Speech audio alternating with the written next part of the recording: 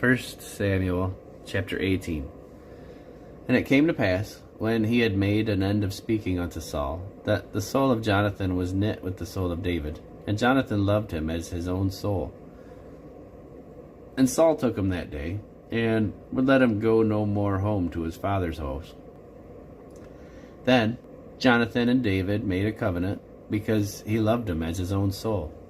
And Jonathan stripped himself of the robe that was upon him, and gave it to David, and his garments, even to his sword, and to his bow, and to his girdle. And David went out whithersoever Saul sent him, and behaved himself wisely.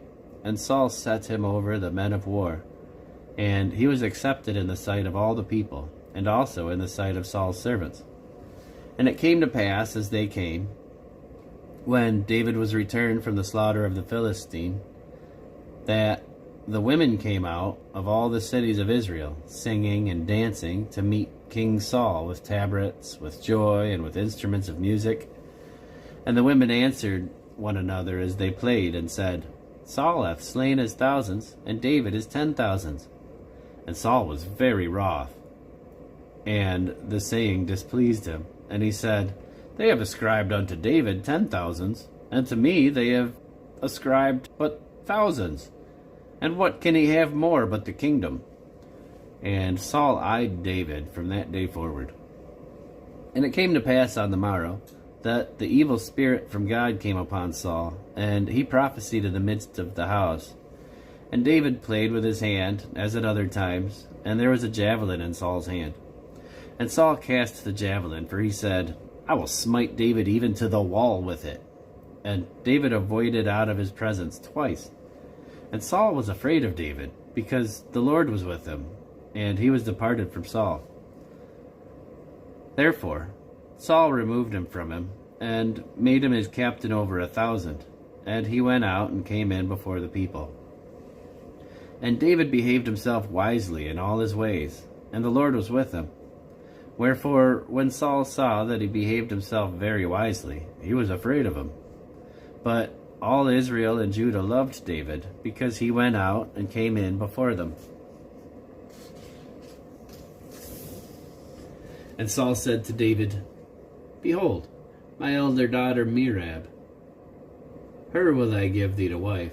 Only be thou valiant for me, and fight the Lord's battles. For Saul said, Let not mine hand be upon him, but let the hand of the Philistines be upon him. And David said unto Saul, Who am I, and what is my life, or my father's family in Israel, that I should be son-in-law to the king? But it came to pass, at the time when Merab, Saul's daughter, should have been given to David, that she was given unto Adriel the Meholathite to wife. And Michal, Saul's daughter, loved David. And they told Saul, and the thing pleased him. And Saul said, I will give him her, that she may be a snare to him, and that the hand of the Philistines may be against him. Wherefore Saul said to David, Thou shalt this day be my son-in-law in one of the twain. And Saul commanded his servants, saying, Commune with David secretly, and say, Behold, the king hath delight in thee, and all his servants love thee. Now therefore be the king's son-in-law. And Saul's servants spake those words in the ears of David. And David said, Seemeth it to you a light thing to be the king's son-in-law, seeing that I am a poor man and lightly esteemed? And the servants of Saul told him, saying, On this manner spake David. And Saul said, Thus shall ye say to David, The king desireth not any dowry, but 100 foreskins of the Philistines, to be avenged of the king's enemies.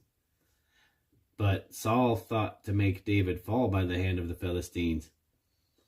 And when his servants told David these words, it pleased David well to be the king's son-in-law, and the days were not expired. Wherefore David arose and went, he and his men, and slew of the Philistines 200 men. And David brought their foreskins, and gave them in full tale to the king, that he might be the king's son-in-law. And Saul gave him Michal his daughter to wife. And Saul saw and knew that the Lord was with David, and that Michal, Saul's daughter, loved him.